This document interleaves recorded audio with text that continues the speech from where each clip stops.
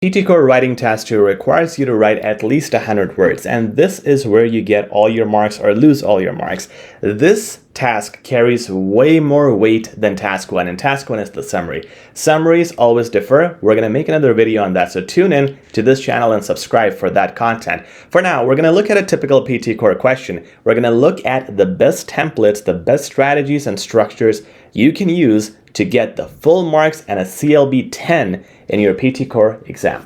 So this is what a typical PT Core Writing Task 2 question looks like. You're recently given a team project that requires you to collaborate with a colleague with whom you've had previous disagreements. Now you want to convince your manager to assign you to a different team or role in the project. Write an email to your manager addressing the situation, focusing on 3 points. Now, it's usually 3 points, it could be 2. Now it says the first point is acknowledge your willingness to work with others. Point number 2, highlight your concern about how past conflicts might affect the project's success. Point number 3, suggest an alternative role where you believe you can contribute more effectively. Write at least 100 words. Now, a few things here. You can write up to 90. 90 or more is okay. You're not losing marks. You can write 120. You're not losing marks. Anything between 90 to 120 is okay. Preferred is over 100, but the moment you go below 90 or you go over 120, you lose marks. So be careful not to do that. Now, let's look at some of the tips you need to remember. The first is you want to keep all 3 points in separate bodies. Let's look at this again. You have 3 bullet points. You need one body, one body, one body. So 3 bodies for the 3 bullet points. This test is being marked by an AI. So the AI needs to know when you have moved from one point to another, and the best way to show it to the AI is by separating your paragraphs. The next thing you want to keep is just 1 to 2 points per body, not more. Look, if you are trying to do 3 to 4 points, it's going to be very small sentences without good descriptions, and you will run out of the word limit. So 1 to 2 points is more than enough, and you will see you will even struggle to do 2 because you only need to write around 100 words. Point number 3 is know your tone. It's either formal or informal. Mostly in PT Core writing, you get formal emails. Now, let's look at some important templates and structures with regards to the formal email. You want to start with dear and Mr. or Miss. Here you mention the salutation, which is usually their last name. Mr. Rockwell, Miss Ferguson, and that's just the start. Keep it personal. You want to start your first paragraph with I'm writing to you with the intention to. Now this is suitable for formal emails because you want to directly get to the point. You don't want to waste time. Now, once you have mentioned your purpose, now you're going to start your body paragraphs, which are body 1, 2, 3, based on the 3 bullet points in sequence. So you're going to first start by saying, I'd like to recognize mention the point that is being addressed in the question, and once you have explained that, either within that sentence or in the next sentence, use words like clearly to add another point. And we're doing this to not only make a complex sentence if we're adding it to the current sentence, but also using connectors like clearly, link words nicely, and you use adverbs which give you range of expressions, and that is continued later on, which we'll see in a second. That gives you more marks in the PT Core exam. Similarly, when you start your body 2, you're going to say in light of, and here you mention the point that is mentioned in bullet point 2.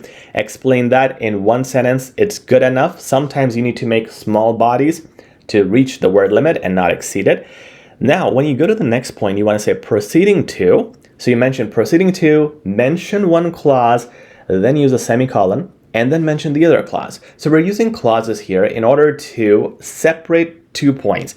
And by doing semicolon, we're using advanced punctuation, which gives you more marks because you're using advanced punctuations, range of expressions, and structure. Now, when you hit the conclusion, there are multiple ways to do it. The first one is right here.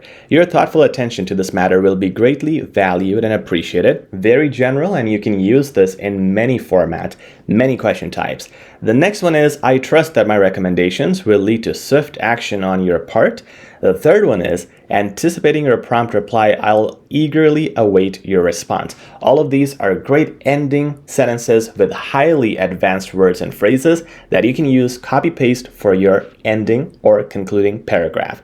Now, you're going to finish with yours truly or yours sincerely. Both are fine because it is formal, and your full name here because it is formal. So we don't just use our first name. You want to use your full name. Okay, that is the template right there. Take a screenshot if you would like. And here's the thing.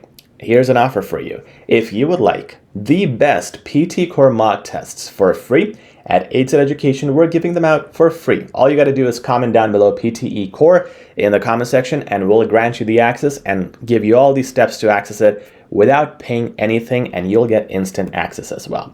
Now, let's look at the informal type of question, because that is written to friends or family. So in this case, you want to be informal. You want to start with dear first name only, not the full name, because it is informal. You want to start by saying, I hope this message finds you well on this lovely Tuesday morning, Monday morning. You shouldn't really think about those small things in the exam, just say Tuesday morning. So our first paragraph is greeting, that's how we start. Then our structure for the body paragraphs is still the same. You still use 3 bullet points or 3 bodies, 1 per bullet. You want to start by let's, that's the first word, and here you're gonna make a concise statement, something like, let's talk about this event or whatever you are referring to in your email. Ideally, that's your next sentence, and here you usually make a suggestion or you ask for a favor, whatever the letter is asking you to do. Ideally is also an adverb and a very good connector to build a good flow between your sentences.